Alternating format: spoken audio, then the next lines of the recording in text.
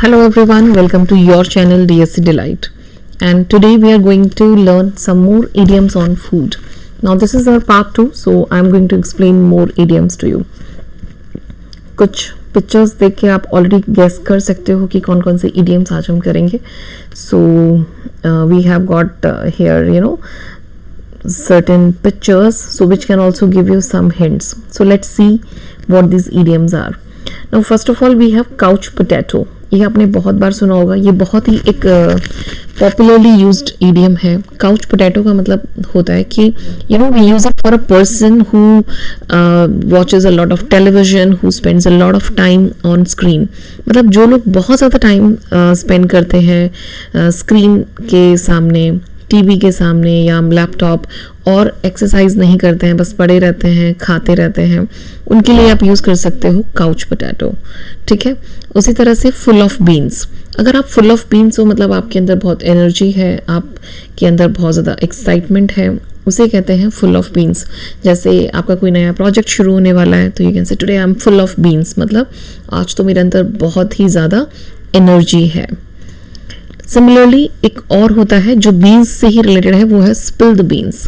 अब ये बिल्कुल ही ऑपोजिट है. इसका मतलब होता है कि आपने उस किसी का सीक्रेट बता दिया. जैसे हम हिंदी में एक मुहावरा यूज़ करते हैं कि उसने भांडा फोड़ दिया, है ना. सारा जो सीक्रेट था उसे रिवील कर दिया सबके सामने.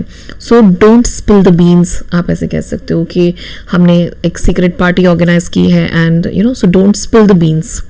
या अगर आपके फ्रेंड ने बता दिया कि हमने ये पार्टी ऑर्गेनाइज की थी, तो उसने क्या किया, ही स्पिल्ड द बीन्स. तो आप इस वर्ड को you can use as a second form also. इन इडियम्स की जो स्पेशलिटी है वो क्या है कि आप इन्हें किसी भी टेंस के साथ यूज़ कर सकते हो. You can use it for present, past or future, even with modal verbs. So you should not spill the beans.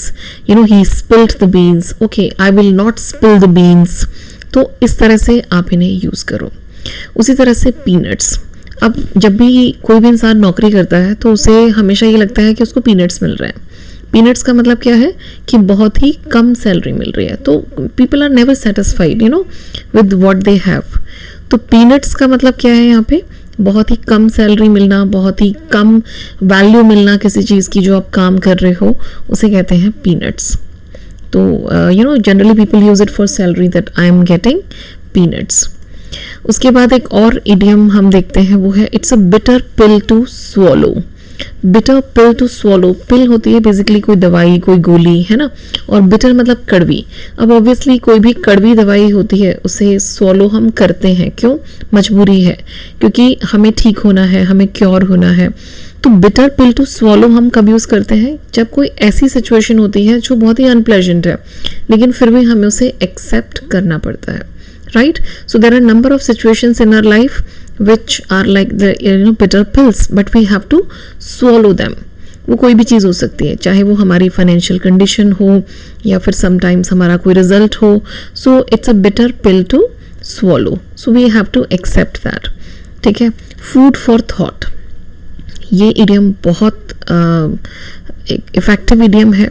For example आप कुछ भी पढ़ रहे हो, ठीक है, आपने कोई बुक पढ़ी, तो it is a food for thought for you, क्योंकि वो आपके थॉट्स को प्रवोक करता है, आपको नए थॉट्स देता है. तो कोई भी चीज़, जैसे कई बार हम जो मूवीज़ देखते हैं वो भी कैसी होती है, they are also very thought provoking. तो अगर आप कोई फॉर एग्जाम्पल कोई ऐसा एग्जाम्पल देना हो तो आप ये भी यूज़ कर सकते हो कि it is very thought provoking, और you can also say it is food for thought. मतलब ये कि ऐसी चीज़ है कि जिसने मुझे सोचने पे मजबूर कर दिया है. कई बार मूवीज़ भी होती हैं, कई बार लाइफ की ऐसी सिचुएशंस होती हैं, they give you food for thought. मतलब आपको कुछ नए आइडियाज़ देती हैं जिससे आप you can ponder over it. Ponder over मतलब आप उसके बारे में और डीपली सोच सकते हो.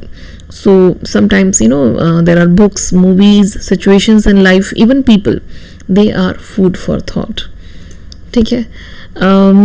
I have a lot on my plate. अगर आप बहुत busy हो, आजकल आपके पास बहुत काम है, तो आप ये मत कहो कि I am very busy these days. You can say I have got a lot on my plate. Right.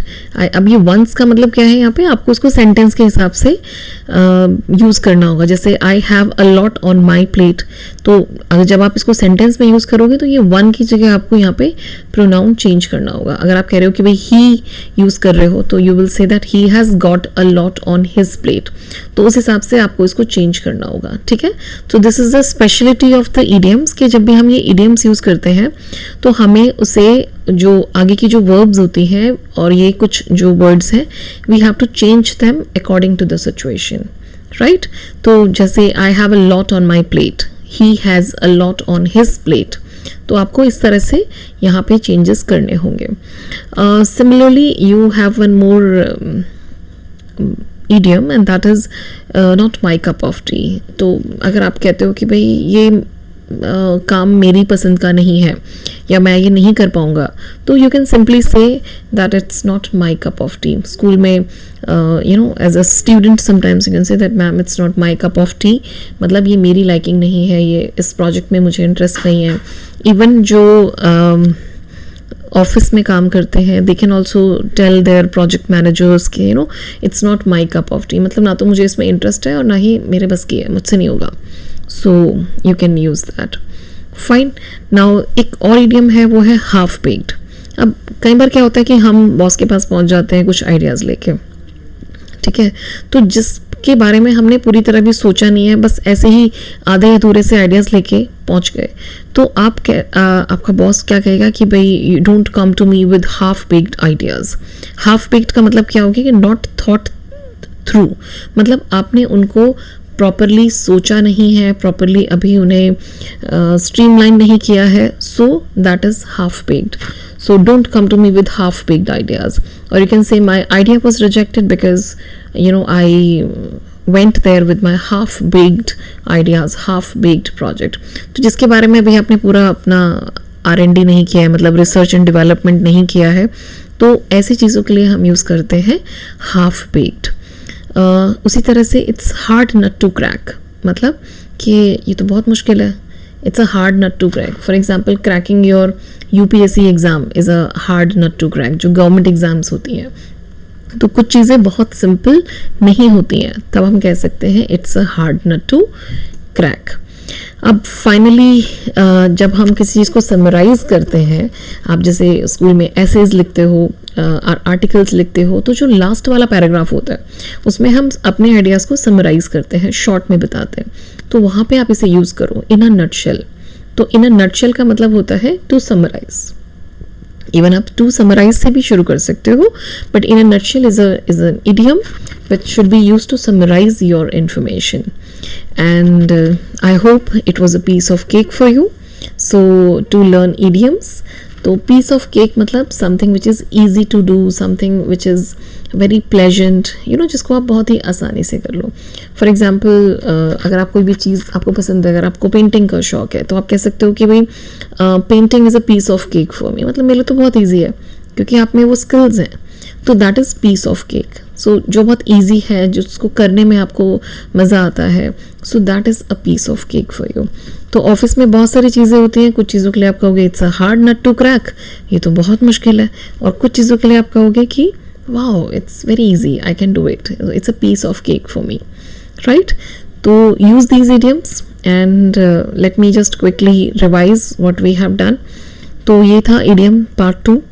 This is about couch potato, जो सोते रहते हैं, पड़े रहते हैं, या बस टीवी के सामने बैठे रहते हैं और यू नो एक्सरसाइज वगैरह नहीं करते हैं, बहुत फिजिकल एक्टिविटी नहीं करते हैं। फुल ऑफ बीन्स कब होते हैं हम फुल ऑफ बीन्स? जब कुछ नए एक्साइटिंग प्रोजेक्ट्स होते हैं, कुछ नया एक्साइटिंग होने वाला है, तो we are full of energy. Don't spill the beans मतलब भांडा मत फोड़ो, सीक्रेट्स मत बताना, यूज़ करो इसे अमंग फ्रेंड्स। पीनट्स बहुत कम सैलरी, बहुत ही मतलब आपको अपने काम की वैल्यू नहीं मिल रही है, और it's a bitter pill to swallow. कुछ चीज़ें होती हैं जो हमें करनी पड़ती हैं, एक्सेप्ट करनी पड़ती हैं, although they are very unpleasant, you know, हमें पसंद नहीं होती हैं। फूड फॉर थॉट, एक ऐसी चीज़ जो आपके थॉट्स को प्रोवोक कर रही है, उसे कहते हैं food for thought. So I have a lot on my plate, I am very busy and it's not my cup of tea, मतलब ये मेरे बस की बात नहीं है या ये मेरी लाइकिंग वाला काम नहीं है। हाफ बेक्ड आइडियाज़ जिसको आपने पूरी तरह से सोचा नहीं है, बस ऐसे ही आधा अधूरा सा कर दिया है, that is half baked. Hard nut to crack, it's very difficult, मुझसे नहीं होगा like that. And in a nutshell हम यूज़ करते हैं समराइज करने के लिए, and something which we really like, that is a piece of cake. So thanks for watching this video, and see you in the next video. Till then, bye everyone.